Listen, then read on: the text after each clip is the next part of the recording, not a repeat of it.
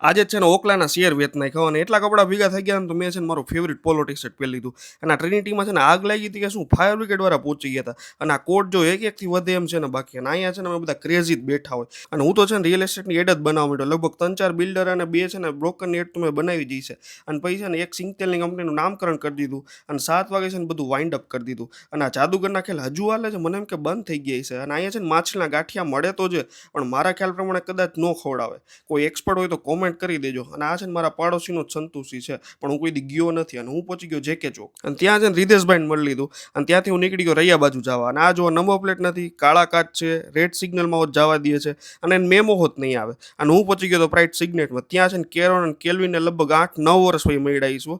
અમે મોદી સ્કૂલમાં હારે ભણતા. અને અહીંયા છે ને મારા પપ્પા એના ભાઈબંધુ હારે બેઠા હતા અને સિલ્વરના ભાવ જોતા હતા. અને મેં છે ને ખીચડી અને છાસનું છે ને સાદું ડિનર કરી લીધું. અને અહીંયા છે ને મને એમ કે કોઈ મરેલું કબૂતર છે, પણ એ વોચમેનનું પોતું હતું એટલે મને શાંતિ થઈ ગઈ. બાકી મને તો આવું બધું બહુ અસર કરી જાય.